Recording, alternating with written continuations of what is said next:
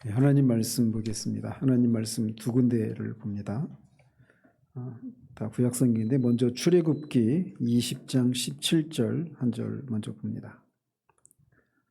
출애굽기 20장 17절 같이 읽습니다. 내 이웃의 집을 탐내지 말라. 내 이웃의 아내나 그의 남종이나 그의 여종이나 그의 소나 그의 나귀나 무릇 내 이웃의 소유를 탐내지 말라. 뒤로 가서 잠언을 봅니다. 잠언 30장 15절 16절 두 절 보도록 하겠습니다. 잠언 30장 15절과 16절 두 절입니다. 같이 읽습니다. 거머리에게는 두 딸이 있어 다오다오 하느니라. 족한 줄을 알지 못하여 족하다 하지 아니하는 것 서넛이 있나니 곧 스올과 아이 베지 못하는 태와 물로 채울 수 없는 땅과 족하다 하지 아니하는 불이니라. 아멘. 지난주에는 112문답을 통해서 내 이웃에게 거짓 증거하지 말라라고 하는 계명이 금하고 요구하는 것이 무엇인지를 살펴봤습니다. 오늘은 10계명의 마지막 계명, 10번째 계명, 내 이웃의 집을 탐내지 말라라고 하는 계명에 대해서 살펴보도록 합니다. 113문답 같이 읽도록 합니다. 하나님께서 제 10계명에서 요구하시는 것은 무엇입니까? 하나님의 계명 어느 하나에라도 어긋나는 지극히 작은 욕망이나 생각을 추호도 우리 마음에 품지 않고 언제든지 마음을 다하여 모든 죄를 미워하고 모든 의를 크게 기뻐하는 것입니다. 이 10계명 중에 10번째 계명이 앞에 있는 9계명과 차이가 있는데 그것은 이 앞에 9가지 계명은 외적인 행동과 함께 그 사람의 어떤 마음의 생각, 동기 이런 것을 같이 다루고 있어요. 근데 그것에 비해서 이 10번째 계명은 오직 마음의 내적인 상태만을 다루고 있다라고 하는 면에서 그 앞에 있는 9계명과 차이가 있습니다. 사람은 누구나 태어나면서 다 여러 가지 욕구를 가지고 태어납니다. 따라서 그 욕구 자체가 죄는 아니라고 할 수가 있어요. 그렇지만 그 욕구를 어떤 목적으로 어디에서 사용하느냐에 따라서 그게 정상적인 욕구가 죄가 될 수도 있고 탐욕이 될 수도 있는 겁니다. 그래서 탐욕을 어떻게 정의할 수 있느냐면 하나님이 정해놓으신 범위를 벗어나서 지나치게 무엇인가를 욕구하고 그런 욕구를 가지고 추구하는 것 이렇게 정의를 내릴 수 있습니다. 그래서 필요 이상의 것을 요구하거나 하나님이 금하신 것을 소망하는 것 이것이 탐욕이다 이렇게 정의를 내릴 수 있어요. 그리고 이 탐욕은 모든 범죄의 뿌리에 해당되는 것이라고 할 수가 있습니다. 그래서 이 10번째 계명에서도 내 이웃의 집을 탐내지 말라라고 하시면서 그 예로 내 이웃의 아내를 탐내지 말라 이렇게 말씀하십니다.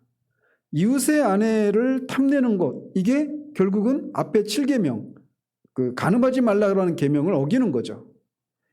즉 7계명도 간음하지 말라라는 계명의 뿌리에 들어가 보면 탐심이 자리하고 있다는 겁니다. 자신의 아내로 만족하지 못하고 다른 이웃의 아내를 탐내는 거란 말이죠. 마찬가지로 내 이웃의 남종이나 여종이나 그의 소나 나귀와 다른 이웃의 소유에 대해서도 탐내지 말라 이렇게 말씀하시는데 그것을 탐내게 되면 어떤 범죄로 이어집니까? 결국은 8계명 도둑질하지 말라라고 하는 계명으로 이어지는 거예요. 그래서 이 모든 계명의 뿌리에 들어가 보면 다 탐심, 욕망 이런 것이 자리하고 있다라고 하는 것을 보여주고 있는 겁니다. 또 자신이 소유한 것으로 만족하지 못하고 이웃의 이런 소유들을 탐낸다라고 하는 것은 결국은 그 동기를 들어가 보면 어떤 생각이 자리하고 있느냐면 결국은 그런 소유를 통해서 그런 것들을 내가 소유하는 것을 통해서 자신의 존재 가치를 높여보려고 하는 심산에서 이런 것을 행하는 것입니다. 그래서 자신의 범위 밖에 하나님 허락하신 것 이상의 것을 욕망하게 되는 것이죠. 그리고 이것은 결국 내가 무엇인가를 소유하는 것을 통해서 내 가치가 더 존귀하게 된다라고 하는 생각, 이 생각에 뿌리 들어가 보면 결국은 하나님 대신에 이런 소유들을 섬기는 것이다 라고 할 수가 있습니다. 그래서 결국 하나님을 대신해서 섬기는 것은 결국은 일계명을 어기는 것이죠. 그래서 골로새서 3장 5절에서는 탐심은 우상 숭배다 이렇게 명시적으로 말을 하고 있는 겁니다. 이렇게 탐심이 모든 죄의 뿌리이기에 야고보도 오직 각 사람이 시험을 받는 것은 자기 욕심에 끌려 미혹됨이니 욕심이 잉태한 즉 죄를 낳고 죄가 장성한 즉 사망을 낳는다라고 말을 하고 있습니다. 그래서 모든 죄의 뿌리에는 욕심, 즉 탐심이 자리하고 있다라고 말을 해주고 있는 거예요.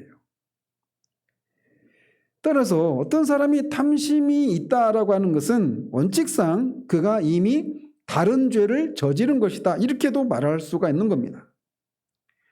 따라서 10번째 계명은 앞에서 제시된 이 전체 9계명과 긴밀하게 연결되어 있다라고 할 수가 있어요. 그 계명들을 어기는 것에 뿌리를 들어가 보면 다 탐심이라고 하는 것이 자리하고 있단 말이죠. 이런 면에서 이 10번째 계명은 지금까지 자신은 하나님이 명령하신 이 9가지 계명을 어기지 않았다 이렇게 버티던 사람을 완전히 무장해제 시켜버리는 그런 계명이라고 할 수가 있습니다. 즉 나는 누군가를 죽인 적도 없고 거짓말한 적도 없고 도둑질이나 간음을 한 적이 없다 이렇게 생각하는 사람이 있을 수 있습니다. 그 부자 청년이 그런 사례에 해당되죠. 더더군다나 자신은 지금까지 하나님 한 분만을 참 신으로 믿고 섬겨왔고 하나님이 정하신 방식으로 그분을 예배해왔고 안식일을 한 번도 범하지 않았고 모든 일을 하나님의 이름을 높이고 그분께 영광을 돌리기 위한 삶을 살아왔다 이렇게 자부하던 사람을 무너뜨리기 위한 하나님의 마지막 일격이 바로 이 10번째 계명이라고 할 수가 있어요. 그래서 주님을 찾아왔던 부자 청년에게 주님이 이런 계명들을 두 번째 돌판에 있는 계명들을 지켜라 이렇게 했을 때 어렸을 때부터 지켰습니다 이렇게 대답하지 않았습니까? 그런데 네 소유를 팔아서 가난한 자들에게 나눠주라 라고 한 이 말을 통해서 그가 재물이 많음으로 근심하며 슬픈 기색으로 돌아갔다고 그런 기사가 있지 않습니까? 그런 사례에서 볼 수 있는 것처럼 부자 청년의 마음에 들어있는 것은 결국은 주님의 그 요구를 충족시킬 수 없는 그 계명을 따를 수 없는 그 마음에 탐심이 자리하고 있었던 것이죠. 마찬가지로 사도 바울 역시 나는 이런 모든 계명을 지켜왔던 사람이다 이렇게 말할 수 있는 사람이었습니다. 그래서 빌립보서에서도 율법의 의로는 흠이 없는 사람이라고 그렇게 자부했던 사람이 사도 바울이었어요. 바리새인 중에 바리새인이었고 하나님을 위한 열심에 있어서 모든 그런 연장자들보다 자신의 그런 동년배들보다도 훨씬 뛰어난 열심을 가지고 있었다 이렇게 자부했던 사람이었습니다. 그랬던 그가 자신의 힘으로가 아닌 누군가의 도움으로만 구원을 받을 수밖에 없는 죄인이라는 사실을 깨닫게 된 것도 결국 이 10번째 계명과 관련해서 그런 고백을 하는 겁니다. 로마서 7장 7절에 보면 율법으로 말미암지 않고는 내가 죄를 알지 못하였으니 곧 율법이 탐내지 말라 하지 아니하였더라면 내가 탐심을 알지 못하였으리라 이렇게 고백을 해요. 바울은 갈라디아서 3장 10절에서 무릇 율법 행위에 속한 자들은 저주 아래에 있나니 기록된 바 누구든지 율법책에 기록된 대로 모든 일을 항상 행하지 아니하는 자는 저주 아래에 있는 자라 하였음이라 이렇게 말을 합니다. 이 말을 통해서 다른 계명은 다 지켰다고 하더라도 마지막 10번째 계명인 이웃의 소유를 탐내지 말라고 하는 계명 앞에 자기가 내가 이런 탐심이 있구나라고 하는 것을 고백하지 않을 수 없는 자신의 모습을 발견한 겁니다. 그래서 이 마지막 계명을 어긴 것은 결국은 갈라디아서에서 그가 말하고 고백하고 있듯이 모든 일을 항상 해야 되는데 여기에 걸려 넘어지는 거예요. 그래서 결국 자신도 율법을 어긴 죄인이다라고 하는 고백을 할 수밖에 없게 만드는 계명이 바로 이 10번째 계명이란 말이죠. 따라서 이 탐심은 결코 작은 문제가 아닙니다. 그리고 모든 사람들이 언제나 어디서나 마주하는 문제가 바로 이 탐심의 문제입니다. 이것을 잠언 30장 15절 16절에서 이것을 진술하고 있어요. 거머리에게는 두 딸이 있어 다오다오 하느니라. 족한 줄을 알지 못하여 족하다 하지 아니하는 것 서넛이 있나니 곧 스올과 아이 베지 못하는 태와 물로 채울 수 없는 땅과 족하다 하지 아니하는 불이니라. 이렇게 말을 합니다. 요즘은 농약도 많이 치고 또 기계로 농사를 지으니까 논에서 거머리를 볼 일이 거의 없습니다. 사실 저도 이제 논에 들어간 지가 한 몇십 년 전 얘기라서 기억이 가물가물한데 옛날에는 논에 들어가면 거머리가 늘 있었습니다. 근데 이스라엘에서는 웅덩이 같은 곳에 거머리가 있었다고 합니다. 근데 여기서 거머리에게 두 딸이 있다 이렇게 말을 하는데 이 두 딸은 두 개의 빨판을 말하는 거예요. 거머리에게 있는 빨판. 그래서 하나로는 자기가 피를 빨아먹으려고 하는 사람이든지 동물이든지 거기에 딱 붙는 용도로 하나를 사용하고 하나는 그 상대방으로부터 피를 빨아먹는 그런 일을 하는 겁니다. 근데 성경에는 피는 생명을 상징하죠. 그래서 거머리가 이렇게 다른 존재의 피를 끝없이 빨아먹으면서 자기의 생명을 유지하려고 하기 때문에 거머리는 다른 존재의 생명을 좀먹는 그런 존재를 상징하는 그런 곤충이라고 할 수가 있습니다. 곤충이라고 해야 되나요? 포유류는 아니죠. 어쨌든. 근데 어쨌든 이 거머리는 두 빨판으로 이렇게 다른 사람이나 동물을 배려하지 않고 오직 자신의 생명을 위해서 다른 존재의 피를 빨아먹는단 말이에요. 그래서 손으로 떼어내기 전까지는 스스로 떨어지지 않은 채 끝없이 이 피를 빨아먹습니다. 그래서 거머리가 볼 때는 되게 조그만데 이게 계속 사람이 붙어 있으면 피를 빨아먹다 보면 되게 몸집이 커집니다. 끔찍하죠. 근데 그러면서 이 거머리를 들어서 탐심이라고 하는 것이 얼마나 끔찍한 죄인가라고 하는 것을 이제 보여주고 있는 거예요. 그리고 이어서 거머리처럼 족한 줄을 모르고 끝없이 다오다오 하는 것 서너 가지가 있다라고 말을 합니다. 그러면서 네 가지를 제시해요. 그래서 스올과 아이 베지 못하는 태와 물로 채울 수 없는 땅과 족하다 하지 아니하는 불, 이렇게 네 가지를 들어서 거머리가 끊임없이 무엇인가를 다오다오, 그 피죠. 거머리의 경우에는 그런 것처럼 이런 것들도 끊임없이 족한 줄을 모르고 끊임없이 다오다오 한다라고 말을 하고 있어요. 먼저 스올은 죽은 사람이 가는 음부 또는 무덤을 가리키기도 합니다. 그래서 사람이 죽은 다음에 가는 곳이 음부인데, 스올인데, 그 스올은 수를 헤아릴 수 없이 많은 사람들을 이미 집어삼켰단 말이에요. 그런데도 끊임없이 계속 사람을 다오다오 한단 말이죠. 그래서 음부가 스올이 꽉 찼으니까 이제 더 이상 사람을 받지 않습니다. 이런 일은 있지 않단 말이죠. 끊임없이 사람을 집어삼켜요. 거머리에 비유한다면 사람을 끊임없이 사람의 생명을 빨아들이는 일을 한단 말이죠. 마찬가지로 아이 베지 못한 태도 그렇다라고 가르치고 있습니다. 당시 사회에서 여인이 자녀를 낳지 못하는 것은 가장 수치스럽고 부끄러운 것이었기 때문에 아이를 낳지 못한 여인은 아이를 얻고자 하는 그런 강한 열망을 가지고 있었고 이 아이를 얻기 위해서 필사적이었습니다. 그래서 라헬이 창세기 30장 1절에 보면 야곱에게 이렇게 말을 합니다. 라헬이 자기가 야곱에게서 아들을 낳지 못함을 보고 그의 언니를 시기하여 야곱에게 이르되 내게 자식을 낳게 하라. 그렇지 아니하면 내가 죽겠노라. 이렇게 말합니다. 아이를 낳지 못할 바야 차라리 죽어버리겠다. 이렇게까지 아이를 가지기 위해서 이렇게 필사적이란 말이에요. 그 다음에 물로 채울 수 없는 땅을 언급합니다.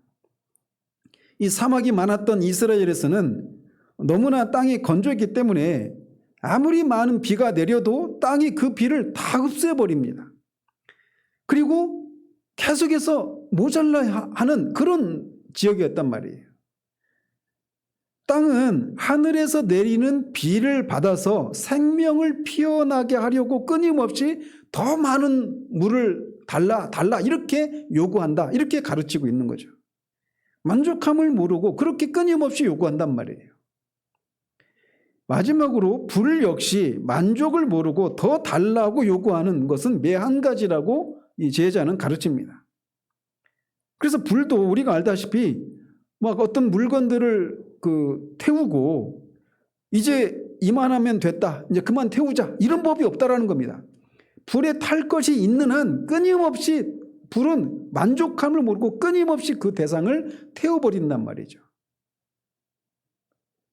그래서 잠언 기자는 이 네 가지 대상이 만족이 없이 더 달라고 끊임없이 요구하는 그런 것들이다라고 말을 하고 있어요.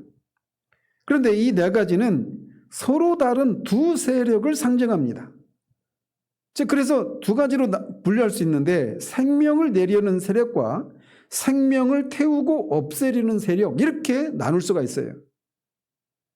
그래서 태와 땅은 생명을 내려는 세력을, 그리고 스올과 불은 생명을 없애려는 세력, 이렇게 상징적으로 볼 수가 있는 겁니다.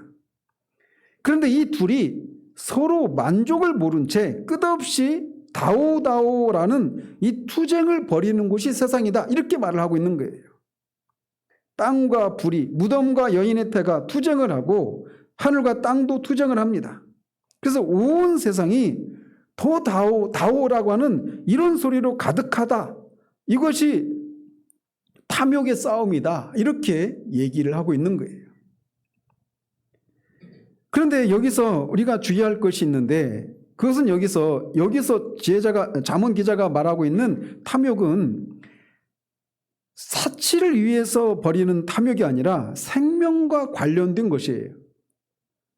그래서 태도 그렇고 땅도 그렇고 생명을 내기 위해서 이렇게 필사적으로 이런 욕심을 부리는 거죠.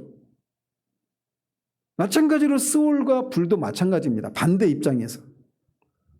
그래서 지혜자가 보기에는 온 세상이 이렇게 생명과 사망의 문제를 놓고서 더 다오 하면서 소리치는 곳이다, 이렇게 얘기하고 있는 거예요.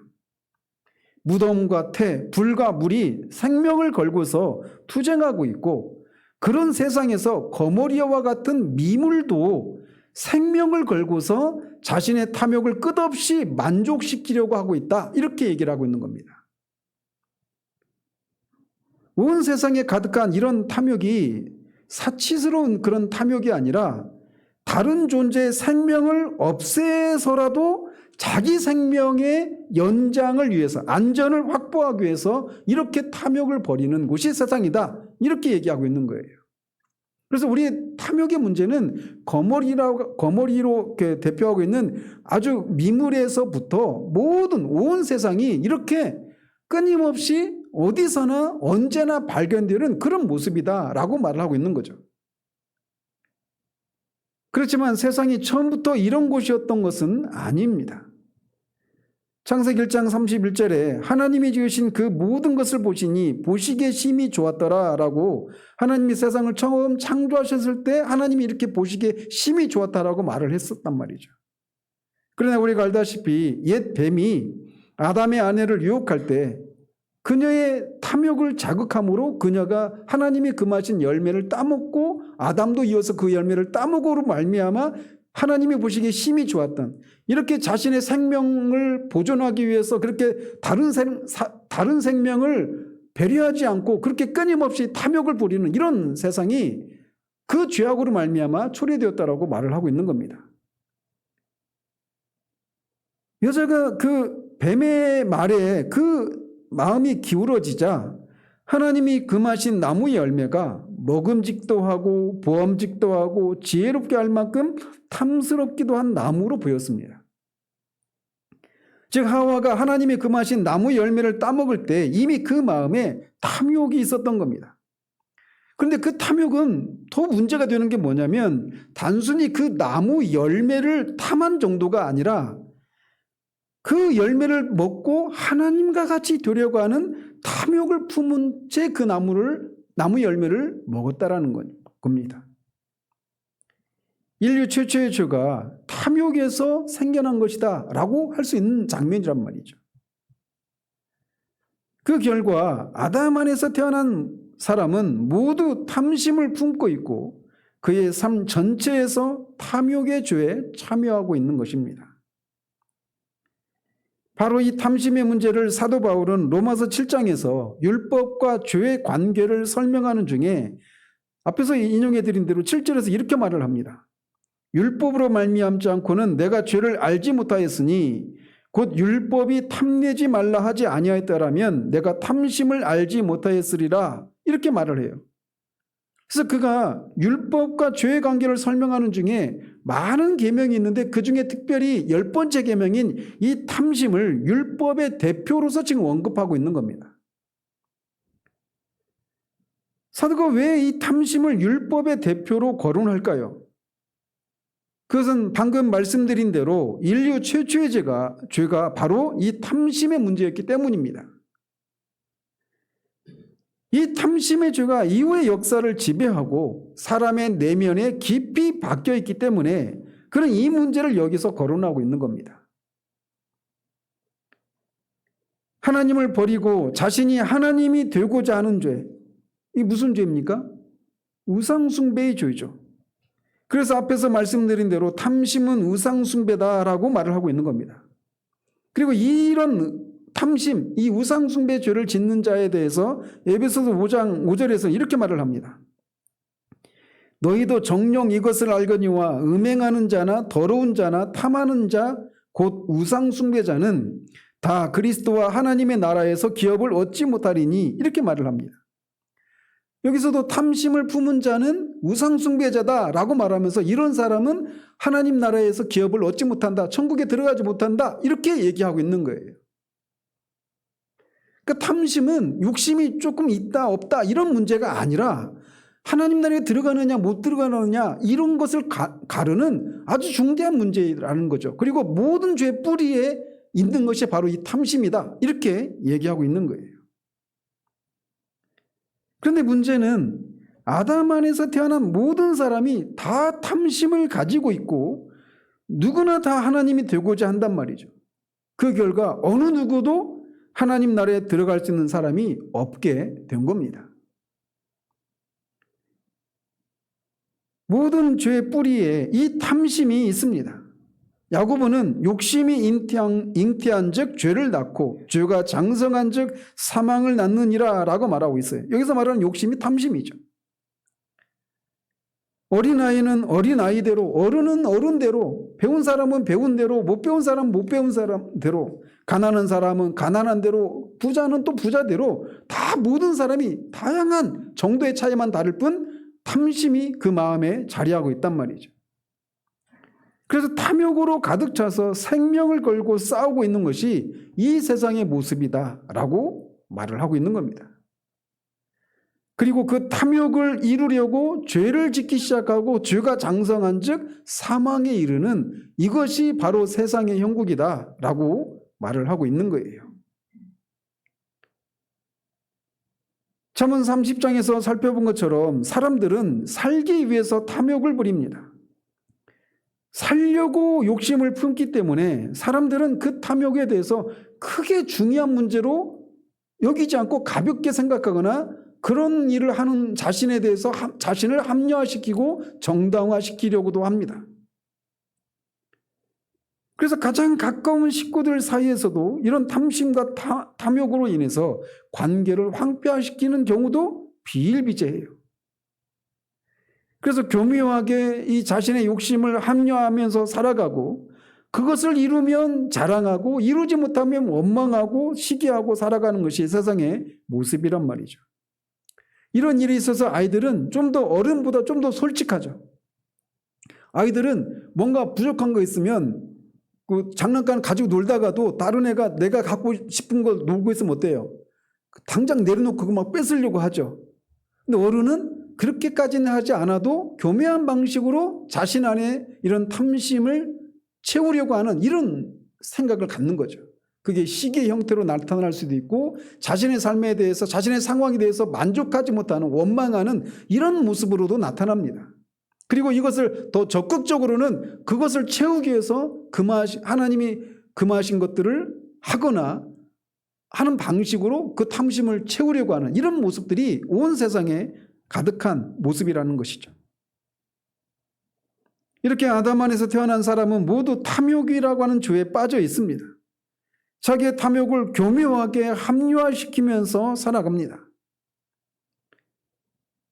하지만 하나님의 말씀은 탐심이 우상 숭배이고 이런 우상 숭배자는 하나님의 나라에 들어갈 수 없다고 가르치고 있습니다. 따라서 아담 안에서 태어난 모든 사람들 중에 어느 누구도 나는 욕심이 없어, 나는 탐욕에서 자유로워, 나는 나를 비웠어, 나는 내 모든 것에 대해서 만족해, 이렇게 말할 수 있는 사람은 단 한 사람도 없습니다. 앞에서 인용해 드린 것처럼 모든 일을 항상 행해야 돼요. 그렇지 않으면 율법을 모두 어긴 거가 됩니다.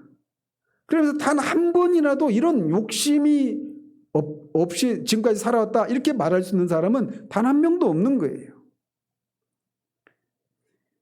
단 한 분, 마지막 아담으로 오신 그리스도는 자기를 비우신 분이고 탐욕이 없으신 유일한 분이십니다. 고린도후서 8장 9절에서 이렇게 말을 합니다. 우리 주 예수 그리스도의 은혜를 너희가 알거니와 부유하신 이로써 너희를 위하여 가난하게 되심은 그의 가난함으로 말미암아 너희를 부유하게 하려 하심이라. 이 말씀을 통해서 우리 주님은 부유하신 분이셨지만 우리를 위해서 스스로 가난하게 되신 분이라고 말을 하고 있습니다. 즉 하나님과 동등이신 분이심에도 불구하고 동등됨을 마땅히 자기의 것으로 여기지 않으시고 그것을 비우시고 자기를 비워서 이 땅에 오셨습니다. 이 땅에 오시되 어떤 이 세상의 가장 화려한 왕국에 오셔도 부족하신 분이 마국간에 오셨습니다. 그리고 가장 가난한 그 목수의 가정에 몰락한 왕가의 그 가난한 목수의 아들로 그렇게 오셨습니다. 공생의 기간에는 인자는 머리둘 곳이 없다라고 말씀하신 것처럼 머리둘 곳이 없는 그런 삶을 사셨습니다. 그리고 마지막에는 십자가에서 죽기까지 그렇게 가난해지셨단 말이죠. 낮아지셨단 말이에요. 앞에서도 말씀드린 것처럼 사람들이 탐욕을 부리는 이유는 살기 위해서입니다. 그래서 사람들은 자기의 생명을 보존하거나 더 풍성하게 하려고 탐욕을 부립니다. 그런데 이 마지막 아담으로 오신 우리 주 예수 그리스도는 자기 생명까지 죽음에 내어주심으로써 가난하게 되셨고 탐내지 말라라고 하는 계명을 십자가에서 그분의 생애와 십자가의 삶을 통해서 십자가의 죽으심을 통해서 온전히 이루신 것입니다. 세상은 자기 안전을 끝없이 추구하는 탐욕으로 가득 차 있지만 주님께서는 오히려 죄인을 위해서 자기 생명까지 내어주심으로써 탐욕으로 가득한 세상을 정복하신 것입니다. 전에는 온 세상이 탐욕으로 가득 차 있어서 그 안에 살고 있는 거머리와 같은 미물조차도 자기 생명을 유지하려고 더 다오라고 하면서 욕심을 부렸는데 그리스도의 십자가 이후에는 그런 세상의 변화가 일기 시작한 겁니다. 주님은 자기를 비우시고 죽음에 자신을 내어주시면서 탐욕으로 가득한 이 세상에 빛을 비추시기 시작하신 것입니다. 무엇보다도 주님께서는 탐욕스러운 사람을 주님을 닮은 사람으로 바꾸십니다. 그래서 주님은 이 세상에 계시는 동안에도 이렇게 탐욕스러운 사람을 후한 사람으로 바꾸는 일을 하셨죠. 여러분이 언뜻 딱 생각나는 인물이 있죠. 삭개오. 삭개오는 매우 탐욕스러운 사람이었습니다. 세리장이었기 때문에 합법적으로 세금을 거두는 일을 했지만 그 일을 통해서 자신의 욕심을 채우는 그런 탐욕의 화신이 삭개오였어요. 그런데 그 삭개오의 집에 들어가서 주님이 그 집에 들어가자 삭개오가 주님이 요구하시기도 전에 자신의 재산의 절반을 가난한 사람을 위해서 주겠고 토색한 것이 있으면 4배나 갚겠다라고 하는 이런 사람이 되고 맙니다.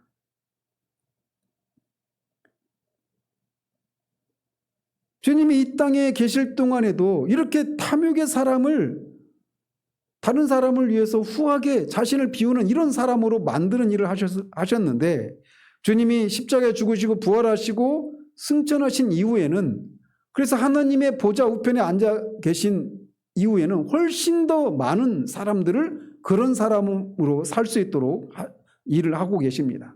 그것은 그분이 약속하신 성령을 아버지로부터 받아서 교회에 부어지는 것을 통해서 성령을 통해 사람들을 거듭나게 하시는 것을 통해 이런 일을 하고 계시는 겁니다. 그래서 예루살렘 교회에서도 믿는 사람들이 한 마음과 한 뜻이 되어서 모든 물건을 서로 통용하고 제 물건을 자기 것이라고 주장하지 않는 그런 교회가 생겨나게 되죠. 그래서 교회 안에는 가난한 사람이 없게 됩니다. 앞에서 인용해드린 고린도후서 8장 9절도 어떤 문맥에서 이 말을 하고 있는 거냐면 마게도니아에 있는 교회가 예루살렘에 있는 성도들을 그렇게 섬기는 그 헌금을 하는 이 장면에서 이런 얘기를 하는 겁니다. 마게도니아에 있는 이 교회는 극도로 환난과 극도의 가난한 가운데서 그런 일을 하고 있는 거예요. 당장 내일 먹고 살 것이 없는 그런 가난한 형편 가운데 있는 사람들은 후히 내어주기보다는 그거를 움켜쥐고 후위를 도모하는 이런 것이 인지상정이지 않습니까? 그런데 마게도니아에 있는 교회가 그런 상황이었는데 힘에 넘치도록 헌금을 하는 거예요. 어디에다? 예루살렘 교회. 예루살렘에 그 극한 기근이 들었기 때문에 각 초소에 있는 그런 교회에서 그렇게 헌금을 했는데 마게도니아에 있는 교회가 그렇게 했다라고 말을 하고 있어요. 그런데 한번 이 관계를 한번 생각해 보십시오. 예루살렘에 있는 이 성도들은 유대인들이란 말이에요. 근데 유대인들은 이방인들을 다 개라고 여겼습니다. 사람 취급도 안 했어요. 그들과 식사도 하지 않았습니다. 그랬는데 그런 예루살렘 교회를 향해서 그들로부터 그런 취급을 받았던 마게도니아에 있는 이방인 교회가 자신들도 극한 가난 가운데 있는데도 자신들을 그렇게 사람 취급도 안 했던 예루살렘 교회를 섬기기 위해서 그렇게 힘에 넘치도록 헌금하는 이런 일이 일어났단 말이에요. 그러니까 탐욕이 가득한 이 세상에서는 일어날 수 없는 일이 일어난 겁니다. 주님의 십자가와 부활의 능력이 이런 새로운 일을 가능하게 하셨던 거예요. 탐욕이 가득한 이 세상에 마지막 아담으로 오신 예수님은 만물을 새롭게 하는 영광스러운 일을 행하셨고 지금도 행하십니다. 십자가와 부활의 능력은 이렇게 새로운 세상을 창조하고 지금도 그런 일을 하고 진행하고 계신 거예요. 주님의 십자가 앞에서는 탐욕으로 똘똘 뭉쳐있던 사람도 그리고 자기의 탐욕을 여러 가지 방식으로 합리화시켰던 이 삭개와 같은 사람들도 이전의 방식을 포기하게 만듭니다. 그리스도와 함께 세상과 죄에 대해서 못 박혔기 때문에 탐욕을 버리고 주님이 이렇게 부여하신 분임에도 불구하고 우리를 부여하기 위해서 스스로 가난해지셨던 이 삶을 따라가는 겁니다. 자기를 들여서 주님을 섬길 뿐만 아니라 세상을 보는 눈도 달라지게 되는 겁니다. 자기를 비워 종의 형체를 입으신 예수님과 연합했기 때문에 탐욕스러운 세상에서부터 이렇게 해방된 삶을 살 수 있게 되는 것이죠. 그래서 이 고린도후서 8장 9절에서 그들이 고린도후서 8장에서 이 마게도니아에 있는 교회가 어떻게 그런 삶을 살 수 있었는가에 대해서 사도는 8장 5절에서 이렇게 말을 합니다. 그들이 먼저 자신을 주께 드리고 또 하나님의 뜻을 따라 우리에게 주었도다. 이렇게 말을 합니다. 이렇게 예수님의 본을 받아서 탐욕에서 해방된 사람은 먼저 하나님께 자신을 드린 후에 이렇게 자신에게 주어져 있는 이런 재물이나 이런 것을 아낌없이 주는 이런 삶을 할 수 있다라고 말을 하고 있는 거예요. 따라서 탐욕에서 해방되었다라고 하는 것은 그릇된 욕심에서 해방되었다라고 하는 말이기도 합니다. 우리는 욕심하면 부정적인 그런 이미지를 떠올리죠. 근데 성령의 소욕이라고 할 때는 긍정적인 이미지를 떠올리죠. 근데 이 성령의 소욕이라고 할 때 그 소욕이나 욕심이라고 할 때 그 욕심이나 똑같은 단어입니다. 헬라어로. 그래서 에피투미아라고 하는 헬라어인데 이 단어가 어떤 문맥에서는 긍정적으로 어떤 문맥에서는 부정적으로 사용이 돼요. 그래서 예수님도 긍정적인 의미에서의 에피투미아, 이 욕심을 가지고 계셨습니다. 특별히 예수님이 잡히시기 전날 밤에 제자들과 유월절 식사를 하시면서 새 언약을 체결하시죠. 그때 누가는 이렇게 기록합니다. 내가 고난을 받기 전에 너희와 함께 이 유월절 먹기를 원하고 원하였노라 이렇게 말합니다. 여기서 원하고 원하였다 이렇게 두 번 반복되는데 여기 사용된 헬라어가 에피투미아예요. 욕심이에요. 소욕으로 번역된 단어란 말이에요. 예수님께서 간절히 그 원하신 욕망이 있었는데 그것은 제자들과 유월절 음식을 먹고 그 자리에서 새 언약을 세우시고 십자가로서 그 일을 이루시는 일이었습니다. 그것이 예수님의 욕심이었어요. 욕망이었습니다. 그러니까 좋은 의미의 에피투미아라고 하는 사례가 될 수가 있겠죠. 또 갈라디아서 5장에 보면 육신의 소욕과 성령의 소욕을 서로 대조시키고 있죠. 육신의 소욕은 똑같이 에피투미아라고 하는 단어인데 거기에는 부정적인 의미, 그래서 탐하지 말라라고 하는 계명에서 금지하고 있는 것, 이런 것에 해당이 되는 욕심이라고 할 수가 있습니다. 어쨌든 사람의 생명이 자기 소유에 넉넉한 데 있다라고 생각하고서 살아가던 사람이 거기에서 벗어날 수 있는 유일한 길은 그리스도와 연합하는 길밖에는 없습니다. 근데 모든 사람이 다 그렇게 생각하지 않습니까? 그리고 그 그리스도와의 연합을 이루시는 분이 누구십니까? 성령 하나님이시죠. 그래서 성령 하나님께서 우리에게 새로운 열망을 주셔서 우리가 자신을 주님께 다 드리고 또 욕심이 없는 상태에서 주님이 원하셨던 그 긍정적인 의미의 그 욕심, 이 욕망을 따라 살도록 하신단 말이죠. 그래서 성령께서 원하시는 것을 마음에 품고 살아가도록 우리를 인도하십니다. 그렇게 살기 때문에 우리는 탐욕이 가득한 이 세상에 휩쓸리지 않고 살아갈 수가 있게 되는 겁니다. 이렇게 성령의 소욕을 따라 행하면 자연스럽게 성령의 열매를 맺게 됩니다. 그래서 이 113문답에도 보면 두 가지 욕심을 우리에게 말해주고 있어요. 보시면 하나님의 계명 어느 하나에라도 어긋나는 지극히 작은 욕망이나 생각을 추호도 우리 마음에 품지 말고, 그래서 하나님의 계명에 어긋나는 그런 욕심, 잘못된 욕심이 있다. 근데 그거를 금지한다. 이렇게 말하고 있는 거예요.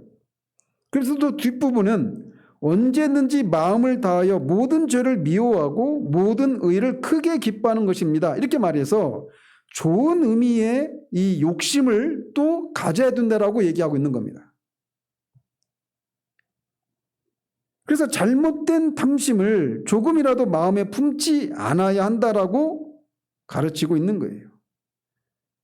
그래서 적극적으로 표현하면 마음을 다해서 모든 죄를 미워하고 모든 의를 좋아하는 것, 이런 좋은 욕심을 가질 것을 요구한다라고 가르치고 있는 겁니다. 이 욕심이, 좋은 의미의 욕심이 뭘까요? 앞에서 말씀드린 것처럼 성령의 소욕, 이렇게 말할 수가 있는 거예요.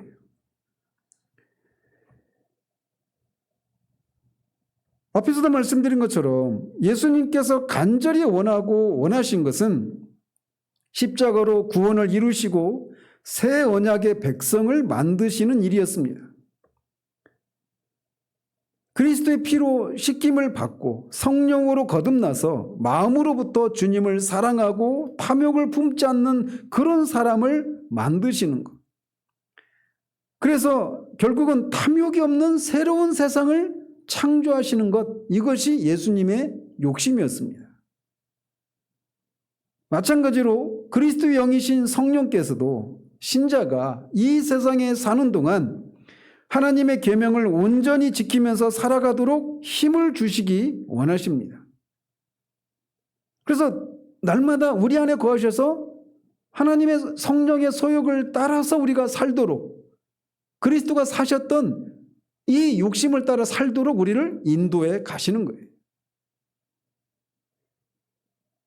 그래서 이 탐내지 말라라고 한 이 계명 안에 앞에서 말씀드린 것처럼 첫 창조부터 이 타락과 그리스도로 말미암은 구속과 이 구속을 성취하신 성령께서 이 탐심의 문제를 어떻게 해결하시고 이것을 극복하는 삶을 살 수 있는지를 우리에게 말해주고 있는 겁니다. 소요리 문답에서는 이 10번째 계명에서 금하고 있는 것을 이렇게 정리를 합니다. 제10계명에서 금하는 것은 우리가 가진 것에 불만족하여 이웃의 행복을 시기하고 싫어하는 일과 이웃의 소유에 관하여 부당한 행동을 하거나 탐욕을 가지는 일, 이거를 금지하고 있다, 이렇게 말을 합니다. 시기심을 갖는 거예요. 이웃의 행복에 대해서 시기하는 거, 이거를 갖지 말라라고 요구하고 있다, 이렇게 말을 하고 있는 겁니다. 시기심은 다른 사람의 선에 대해서 슬퍼하는 것, 이게 시기심입니다. 그래서 다른 사람이 우리보다 더 많은 어떤 은사나 어떤 선물, 어떤 능력, 아름다움, 부, 번영, 건강, 존경, 영광, 이런 것을 가지는 것에 대해서 슬퍼하는 것, 이게 시기심이에요. 시기심을 품는 것은 포도원 품꾼에 비유해서 우리가 보듯이 주인의 처사가 불공평하다고 하는 생각에서 나오는 겁니다. 왜 나보다 능력이 없는데 왜 저 사람은 나보다 이런저런 면에서 더 나은 삶을 살까? 결국 그런 일을 하시는 주인의 처사에 대해서 우리가 이건 불합리하다, 이런 생각을 가지기 때문에 그 사람이 누리는 선에 대해서 우리가 시기심이 나오는 거예요. 시기심이 생긴단 말이죠. 그런데 그것을 금지하고 있는 겁니다. 또 십계명에서 요구하는 것이 무엇인가를 이렇게 답을 합니다. 제10계명에서 요구하는 것은 우리 자신의 형편에 대해서는 완전히 만족하고 우리 이웃과 이웃의 소유에 대해서는 의롭고 사랑하는 마음을 가지는 일입니다. 이렇게 말합니다. 즉 다른 말로 말하면 이 탐심을 금하는 이 10번째 계명에서 우리에게 적극적으로 우리에게 요구하시는 것은 우리가 우리의 삶에 대해서 자족하는 삶, 이거를 우리에게 요구하고 있다, 이렇게 말을 하고 있는 거예요. 우리가 자족하는 삶을 살기 위해서는 두 가지가 요구됩니다. 하나는 하나님으로 만족하는 삶, 이것이 있어야 돼요. 또 하나는 하나님의 섭리를 온전히 신뢰하는 것, 이 두 가지가 있어야 되는 겁니다. 하나님으로 만족하고 하나님의 섭리를 신뢰함으로 우리는 우리의 형편에 자족함을 누릴 수 있고 그 결과 생명과 평안을 누릴 수 있습니다. 늘 우리가 세운 어떤 내가 스스로 이것이 나한테는 선이고 이것은 악이다라고 하는 우리가 세운 기준이 아니라 이 모든 것을 섭리하신 하나님의 처사에 하나님 전적으로 신뢰하고 하나님이 모든 것을 아시고 선을 이루실 것이고 결국은 하나님이 항상 선하시고 의로우신 분이라고 하는 이 하나님에 대한 전적인 신뢰, 하나님의 섭리에 대한 전적인 신뢰, 그리고 더 나아가서 시편 73편 기자가 말하고 있는 것처럼, 고백하고 있는 것처럼 하늘과 땅 위에서 하나님 이외에 내가 만족할 분이 없다라고 말하는 하나님으로 만족하는 이것이 있을 때 우리는 우리의 삶에 자족하는 삶을 살 수가 있게 되는 겁니다. 근데 이렇게 사도가 빌립보서 4장에서 내가 가난함에도 풍부함에도 처할 수 있는 일체의 비밀을 배웠다, 이런 얘기를 하면서 자족하는 삶의 비밀을 배웠다라고 얘기하고 있어요. 여기에 우리의 소망이 있는 겁니다. 처음부터 우리가 이것을 그냥 자동적으로 아는 것이 아니라 사도조차도 이거를 배웠다라고 말하고 있어요. 그래서 우리 교회에서도 자족하는 삶에 대해서 한번 다룬 적이 있는데, 우리가 이 자족하는 거, 가난한데도 풍부한 가운데도 우리가 자족하는 거, 이 자족함을 누리는 이 삶이야말로 우리가 도달할 수 있는 최고의 삶의 경지라고 할 수가 있는 거예요. 그리고 이것을 위해서 탐욕에 젖어서, 그게 교묘한 방식으로든 대놓고 하든 이 탐욕을 채우기 위해서 그렇게 살아가는 이 세상에서 우리를 건지셔서 그리스도와 함께 죽고 다시 살아나고 새 생명 가운데 행하도록 하신 것을 통해서 이 삶을 우리가 살아갈 수 있도록 그렇게 해 주셨다는 겁니다. 그래서 날마다 우리가 이웃의 선에 대해서 우리가 시기하지 않고 적극적으로는 하나님으로 만족하고 하나님의 섭리에 대해서 우리가 감사하고 거기에 전적으로 신뢰하는 그런 삶을 살아가면서 성령의 소욕을 우리가 따라 살아갈 때 우리 안에서 이렇게 탐심이 끊임없이 다오다오라고 하는 이런 탐심에서 우리가 해방될 뿐만 아니라 적극적으로는 이렇게 우리가 마땅히 도달하기를 원했던 자족하는 삶의 경지에 우리가 다다를 수가 있는 겁니다. 그런 것을 통해서 내가 이 삭개오가 그렇게 주님을 만나고 탐욕의 화신이었던 삭개오가 후한 사람이 되는 것처럼 우리도 그런 삶을 살 수 있게 되는 것이에요. 십계명이 우리에게 요구하는 것은 바로 이러한 삶입니다. 기도하겠습니다. 하나님 아버지, 마지막 10번째 계명에서 요구하고 있는 것이 무엇인지, 또 금지하고 있는 것이 무엇인지에 대해서 살펴보았습니다. 그것은 이웃을 소유를 탐내지 말라라고 하는 이 탐심의 문제, 탐욕의 문제를 다루면서 이 탐욕이 어떻게 세상을 삼키고 있는지를 우리가 말씀을 통해 살폈습니다. 어느 누구도 이 탐심의 문제로부터 자유로울 수 없는 사람이라는 것을 말씀을 통해 다시 보게 됩니다. 구원받은 이후에도 여전히 우리 안에는 이 문제가 여전히 남아있고 끊임없이 이웃의 선을 우리가 시기하고 그들이 누리는 것에 대해서 우리 안에서 기쁨과 즐거움으로 감사함으로 받기보다 그들과의 비교를 통해서 왜 나한테는 그렇게 해주시지 않는데 왜 나보다 못한 것 같은 사람에게는 저런 선을 베푸시는가에 대한 이 생각에서 우리가 우리 삶에 대해서 우울하게 생각하고 자기 연민에 빠지거나 그 이웃의 선을 기뻐하지 않는 그런 모습으로도 탐심의 문제에 우리가 자유롭지 못하다는 것을 못하다라고 하는 이 모습을 드러내기도 합니다. 하나님으로 만족하지 못하고 하나님의 섭리를 우리가 온전히 신뢰하지 못함으로 말미암아 하나님, 우리가 이렇게 탐욕에서 해방되어서 그런 것들부터 우리가 온전히 자유로운 가운데 살 수 있도록 길을 마련해 주셨음에도 불구하고 이 삶을 온전히 살지 못해 우리 마음에 평안이 없는 경우들이 많은 것을 주님께 고백을 드립니다. 하나님, 우리에게 이 진리를 깊이 깨달을 수 있도록 도우시옵소서.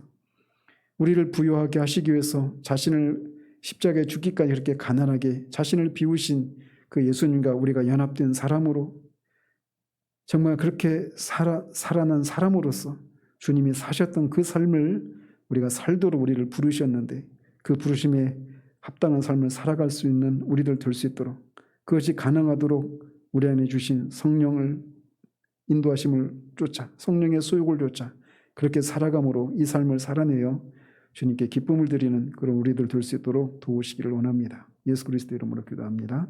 아멘.